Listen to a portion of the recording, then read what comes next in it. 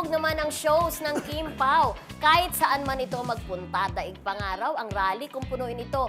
Biro nga ng mga netizen, tiyak pag-aagawan daw ang Kim Pao ng mga politiko next election. Kaso ang tanong, payagan kaya sila ng network lalo na maraming artista ang na-cancel nung nakaraang eleksyon dahil sa pag-e-endorso ng mga pinapaborang politiko. Yun na. Namanghanga kasi ang marami, parang naulit-ulit daw yung isang rally ng dating politiko, politiko, ganun karami. Dito sa recent, Sinadya Festival sa Diba? Rojas City. Naku, hindi naman kataka-taka yan. Hindi mahulugang karayo daw. Sa Kaya dami ng fans nila. parang rally daw. Kaya nga iniisip nila, dapat daw pala itong mga politiko sila ang kunin. Dahil problema palagi ng mga politiko yung pagpapatao, di ba? Oo. Yung iba nga, nagbabayad pa, di ba? Correct. Ng tagti 300, tagpa Para may 500. tao. Para lang may tao yung rally yung pamangkin nila. ko nga, lalayo ka pa, sabi daw, magbibigay doon ng mamasahe. Ewan ko kung sinong politika yun, Oo, politiko. correct. Pero ito, kumbaga, ang Kim po kasi Sila na lang ang crowd goer. babayaran Oo. para...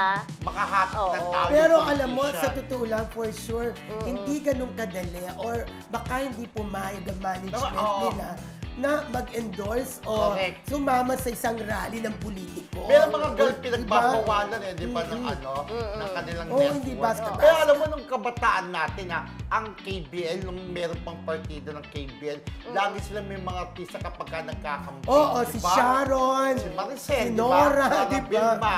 Oo, pero Ganon. pero itong Kim Pao, doon mo masasabi yung ganyang karami ng tao, Oo. ibig sabihin ganun talaga sila kasikat. Ganun sila kainit Oo, kasi lalo na pag magkasama silang dalawa. Yeah. Kasi talaga unexpected yung love team nila. Dahil nga sila lang mismo nagsabi na may edad-edaran na kami. Pero talaga ang dating sa kanilang mga tagahanga, mga pare, mga teenagers sila talaga sweet-sweet, talagang kilig-kiligan, di ba? Lalo So, siyempre pinunasan ng nakaka-relate. pawis. Kasi di ba 34 na si Kim, 36 si Oo, si... Kim Pao. Parang yung mga 34 years old, 36 na pwede palang maging teenager, Oo. di ba? Ano, Young at pakilig pa heart. rin. Pakilig pa Oo. rin. Kasi parang feeling nung iba yung mga pakilig-pakilig na rin sa mga Pang-bagets 18 lang eh. years old lang, Oo. 20 years old Correct. lang, di ba?